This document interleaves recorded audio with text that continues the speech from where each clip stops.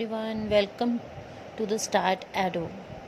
Today we are going to start our chapter 2nd of history from class 6 NCERT. इससे पहले भी मैं first chapter करवा चुकी हूँ। अगर आपने वो वीडियो नहीं देखी है तो मैं आपको आई बटन में और नीचे डिस्क्रिप्शन बॉक्स में भी उसका लिंक दे दूँगी, आप वहाँ जाके देख लीजिएगा। तो हम हमारा आज का सेशन शुरू करते हैं। सबसे पहले हमारा टॉपिक है डोमेस्टिकेशन। डोमेस्टिकेशन क्या होता है? एक ऐसा प्रोसेस होता है जहाँ लोग प्लांट्स ग्रो करते हैं, एनिमल्स का ध्यान रखते हैं। वो ऐसे प्लांट्स और एनिमल्स को जो है सेलेक्ट करते हैं जो जिनको डिजीज़ कम लगती है, ठीक है, जो बीमार कम होते हैं या जो ख़राब बहुत कम होते हैं। ऐसे प्लांट्स को जो है वो सेलेक्ट करते हैं जिनका बड़ा बड़ा दाना है, जिनके स्ट्रॉन्ग स्टॉक्स हो, ताकि वो आगे जाके जो प्लांट्स है वो ज़्यादा से ज़्यादा ग्रो कर सके। Seeds from these plants are preserved and sown for new plant with the same quality. इन्हीं प्लांट्स के सीड्स को जो है फिर ये प्रिजर्व करके रखते हैं, बचा कर रखते हैं, ताकि इनको दोबारा से सो करके, मतलब ताकि इनको दोबारा से लगा कर बीज को बो कर जो है एक नया प्लांट, सेम क्वालिटी का हम नया प्लांट उगा सकें। ये सारे जो आपका डोमेस्टिकेशन है अबाउट 12,000 ईयर्स एगो पहले शुरू हुआ था। और जेंटल एनिमल्स को जो है ब्रीडिंग के लिए यूज़ किया जाता था। जेंटल एनिमल्स एक ऐसे अच्छी किस्म के एनिमल्स को, मतलब जो उनके लिए फ़ायदेमंद हो, सिर्फ उन्हें ही ब्रीड किया जाता है। ब्रीडिंग होता है ऐसे वाइल्ड एनिमल्स जिनको हम यूज़ करते हैं for the further reproduction for the new ones of their same quality. उस टाइम के हमारे डोमेस्टिकेटेड प्लांट्स होते थे वीट एंड बार्ली, और डोमेस्टिकेटेड एनिमल्स होते थे हमारे शीप एंड गोट, जिनको ज़्यादा से ज़्यादा यूज़ किया जाता था। फूड को वो कैसे स्टोर करते थे? वो बड़े बड़े क्ले पोट्स बनाते थे, उनमें फूड को स्टोर करते थे। बास्केट्स वूव करते थे, जो आजकल बहुत ज़्यादा फेमस हैं बास्केट्स, है ना, बुनी हुई बास्केट्स जूट की या लक्कड़ की, वो यूज़ करते थे, उनको बनाते थे और उसमें खाना स्टोर रखते थे। डग पिट्स इन द ग्राउंड, मतलब कि ग्राउंड में, फर्श में जो है खड्डे खोद लेते थे और वहाँ पर अपने खाने को वो सेव करते थे। बहुत सारी चीज़ें जो है हमारे पुराने टाइम से हमें मिली है, वो मैं आपको बताऊंगी कि कौन कौन सी चीज़ें कहाँ से मिली हैं और उन जगहों को पुराने टाइम में क्या कहा जाता था और आज के टाइम में उनका क्या नाम है। सबसे पहले वीट, बार्ली, शिप, गोट, कैटल, ये थिंग्स हमें देखने को मिली है। इनके बोन्स या इनके आप कह सकते हो बीज हमें देखने के मिले हैं। कहाँ से मिले थे? जो पुराने टाइम में मेहरगढ़ था, लेकिन आज के टाइम में हम उसे पाकिस्तान के नाम से जानते हैं, वहाँ से हमें ये सबसे पहले मिले थे। राइस, फ्रेगमेंट्री एनिमल बोन्स की हमें मिली हैं कोल्डिवा से, जो हमारे ओल्ड पर्सन है और आज के टाइम में हम उसको यूपी के नाम से जानते हैं। राइस और कैटल्स के हूफ मार्क मिल रहे ऑन द क्ले सर्फेस है कि मिट्टी वाली जगह पर उनके पैरों के निशान मिले हैं हमें कुछ कैटल्स के। कहाँ से मिले हैं? महागढ़ से, जो आज के टाइम में हमारा यूपी है। वीट और लैंटिल, इनके हमें बीज मिले हैं, ग्रेन्स मिले हैं। लैंटिल होती है दाल, तो ये हमें मिले गुफकराल से, जो आज के टाइम पे हमारा कश्मीर है। Wheat and lentil, dog, cattle, sheep, goat, buffalo, इन सब की बोन्स और ग्रेन्स हमें मिली हैं बुरजा होम से, जो आज के टाइम में हमारा कश्मीर के अंदर सिचुएटेड है। वीट, ग्राम, बार्ले, बफेलो, ये सब चीज़ें हमें चिरान से मिली है, जो आज के टाइम में हमारा बिहार है। मिलेट, कैटल, शिप, गोट, पिग, ये सब हलूर से मिले हैं, जो हमारे आजकल आंध्र प्रदेश है। Black gram, millet, cattle, ship, pigs, ये हमें पायमपाली से मिली हैं, जो भी आज आंध्र प्रदेश ही है। ये सारी चीज़ों के कुछ ग्रेन्स, किसी की बोन्स हमें मिली हैं अलग अलग जगह में। इनको हम पुराने टाइम में क्या बोलते थे और नए टाइम में इनका क्या नाम है, ये सब हमने इसमें पढ़ा। अब आगे हम फर्दर ऑन करते हैं कि इन सब चीज़ों से हम धीरे धीरे सेटल लाइफ की तरफ आए। कैसे आए? सबसे पहले हमें पिट हाउसेस देखने को मिले। पिट हाउसेस हमें सबसे पहले मिले थे बुरजा होम में, जो कश्मीर में हैं। ये क्या होते थे? ग्राउंड के अंदर डग कर रखा होता था इनको। इनमें स्टेप्स बने होते थे, मतलब सीढ़ियाँ बनी होती थी जो हमें नीचे तक लेके जाती थी। ये ऐसे शेल्टर होते थे जो हमें कोल्ड वेदर से बचा के रखते थे, और जो है हम इनके अंदर भी आग लगा सकते थे और इन हट्स के हम बाहर भी आग लगा सकते थे, खाना पका सकते थे। खाना कई लोग अंदर बनाते थे, कई लोग बाहर बनाते थे इन पिट हाउसेस के। उसके बाद हमारी एज आ जाती है नियोलिथिक। नियोलिथिक में क्या होता है? ऐसे टूल्स जो है हमने यूज़ किए इस पीरियड में, जो कि पॉलिश्ड थे, ठीक है। इनकी फाइन कटिंग एज थी, मोटर्स, पेस्टल्स, इस टाइप के टूल्स हमने यूज़ किए। कुछ जो टूल्स हैं हमने इनको यूज़ किया फॉर ग्राइंडिंग द ग्रेन्स, बीजों को या दालों को या किसी चीज़ को पीसने के लिए हमने इनको यूज़ किया।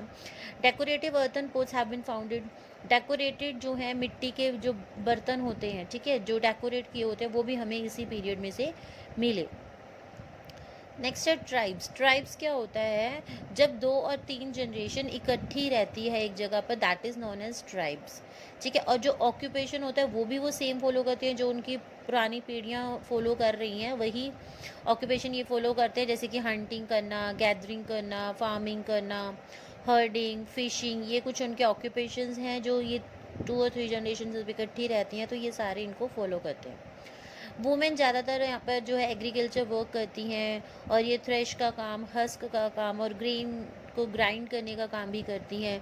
जो चिल्ड्रंस हैं वो एनिमल्स और बर्ड्स को जो है दूर दूर लेकर जाते हैं, उन्हें खाना खिलाने के लिए, मतलब जो भी चराने के लिए हम कह सकते हैं, लेकर जाते हैं। और also look after the small flock, और उनके जो छोटे छोटे बच्चे होते हैं उनकी तरफ भी वो पूरा ध्यान रखते हैं, उनके साथ खेलते हैं, खाते पीते हैं, सब कुछ। बच्चे, उन लोगों के, उन जनरेशन्स के बच्चे जो उस टाइम के मैंस होते थे वो एनिमल्स को जो है चराने लेके जाते थे in search of the pasture. Pasture क्या है, ऐसी ग्रास है जो नॉर्मली एनिमल्स खाते हैं, ठीक है, तो उनको जगह जगह घुमाते थे और वो ढूंढते थे ताकि उनको वो रोज़ वहाँ से खाना खिला सकें। एनिमल्स की साफ़ सफाई करना, उनका मिल्क निकालना, ठीक है, ये काम जो है दोनों मैन और वुमेन मिलकर करते थे। पोट्स बनाते थे, बास्केट्स बनाते थे, टूल्स, हर्ट्स, ये सारा काम करते थे। वो सिंगिंग, डांसिंग और हर्ट्स को डेकोरेट करने का भी काम करते थे, उसमें भी पार्ट लेते थे। कुछ जो पर्सन्स होते थे वो लीडर्स होते थे, जो बहुत ओल्ड होते थे, ओल्ड एज होते थे, एक्सपीरियंस्ड होते थे, ठीक है। और जो यंग वंस होते थे, वो वॉरियर्स होते थे, प्रिस्ट होते थे, ऐसे कुछ मैंस भी वहाँ पर देखने को मिलेंगे जो एक एज अ लीडर का काम करते थे। और जो ओल्ड वुमेन्स थी उनको रिस्पेक्ट किए जाती थी क्योंकि उनकी विजडम की वजह से और उनके एक्सपीरियंस की वजह से कुछ भी काम करना होता था हम ओल्ड लेडी से पूछ लेते थे, और जो ओल्ड वुमेन्स होती थी, जो बूढ़ी औरतें होती थी, उनसे। और इनका जो है बहुत ही यूनिक कल्चर और यूनिक ट्रेडिशंस होते थे, और इनके खुद के गॉड एंड गॉडेस भी होते थे, सबके अपने अलग अलग होते थे। तो ये था हमारे पुराने ट्राइब्स के बारे में था कुछ, जो ट्राइब्स क्या करते हैं, क्या खाते हैं, है ना, क्या क्या काम करते हैं, हमने इसके बारे में पढ़ा। अब हम पढ़ेंगे कुछ मेहरगढ़ के बारे में कि मेहरगढ़ क्या है, क्या मिला यहाँ पर और समथिंग। मेहरगढ़ क्या है, ये कहाँ पर लोकेटेड है, ये फर्टाइल प्लेन पर लोकेटेड है। ये आपको जो है बोलन पास के पास देखने को मिल जाएगा, जो एक ईरान का बहुत ज़्यादा इंपॉर्टेंट रूट है, जहाँ से मतलब अगर हमें ईरान के लिए कुछ भी काम करना है तो वो हमें लेना ही पड़ेगा। तो मतलब ये हमें बोलन पास के पास देखने को मिलेगा Mehrgarh. Women's and man learn how to grow barley and wheat, rear sheep and goat for the first time. और यहीं पर ही मेहरगढ़ में ही औरतों और आदमियों ने सबसे पहले सीखा था कि कैसे वीट और बार्ली को ग्रो करना है, कैसे हम शिप्स और गोट्स को जो है चराने के लिए लेकर जा सकते हैं। जो यहाँ के विलेजेस होते थे, बहुत बहुत से जो लोग होते थे जो विलेज में रहते थे, ठीक है, वो ज़्यादातर जो है फूड प्रोडक्शन के काम में ही एंगेज रहते थे। यहाँ पर हमें डियर की बोन्स, पिग, शिप और गोट, इन सब की बोन्स जो है मिली जब हमने, हमारे आर्कियोलॉजिस्ट ने फाइंड आउट किया। और हमें यहाँ पर जो है स्क्वायर या फिर रेक्टेंगुलर हाउसेस जिनके 4 या 4 से ज़्यादा कंपार्टमेंट्स होते थे वो भी हमें देखने को मिले, लाइक दिस वन जो मैंने फिगर बनाई हुई है, इस टाइप का इन्होंने ऐसे स्क्वायर मिला जिसके जो हैं 4 कंपार्टमेंट्स होते थे। बुरियल इज़ एन बुरियल बनाए जाते थे, और जब किसी की डेथ हो जाती थी तो नीचे से गड्ढा खोद कर उसके अंदर उसको बरीड किया जाता था, उसको बुरियल बोलते हैं, ठीक है। Person buried with the goats to serve as a food in the next world. जो भी लोग मरते थे उनको गोट्स के साथ दफना दिया जाता था। ऐसा माना जाता था कि ये जो गोट है इनके लिए, जो भी नेक्स्ट वर्ल्ड में ये जा रहे हैं वहाँ पर इनके खाने के लिए इनके काम आने वाला है। तो ये था ऑल अबाउट द मेहरगढ़ जो हमें फाइंड आउट हुआ, जो हमारे आर्कियोलॉजिस्ट ने फाइंड आउट किया। अब हम नेक्स्ट पढ़ेंगे हमारे आर्कियोलॉजिस्ट ने डायज़ोली हेडिंग के बारे में क्या फाइंड आउट किया। ये जो है आपको ब्रह्मपुत्र वैली के पास देखने को मिला, और इसके जो रूट्स हैं वो चाइना और म्यांमार के बहुत पास पड़ते हैं। यहाँ पर हमें मोटर्स और पेस्टल्स मिले, जिसके साथ मम्मी मसाला कूटती है ना, लौंग इलायची, वो सब चीज़ें। और यहाँ पर एक जेडिएट नाम का जो है, एक आपको जैलिएट नाम का एक पत्थर मिला, एक ऐसा स्टोन है जो चाइना से लाया गया था इन द डोजोली हेडिंग। से अबाउट द टर्की जो है आपकी बहुत फेमस नियोलिथिक साइट्स है। कैटल हुयूग जो है टर्की में ही देखने को मिले थे। यहाँ से जो है साइरिया से जो है बहुत सारी चीज़ें लाई गई थी यहाँ पर, एंड रेड सी से कॉवरीज लाई गई थी और मेडिटेरियन सी से शेल्स लाई गया। जो साइरिया से जो है बहुत सारी चीज़ें लाई गई थी, जो हमारी रेड सी है वहाँ से कोवरीज लाई गई थी, और जो हमारी मेडिटेरियन सी है वहाँ से हमें शेल्स लाने को मिले थे। कहाँ पर आए थे? टर्की में लाए गए थे। जो थिंग्स हैं, जितने भी सामान जो है, ये कैसे लेकर आते थे?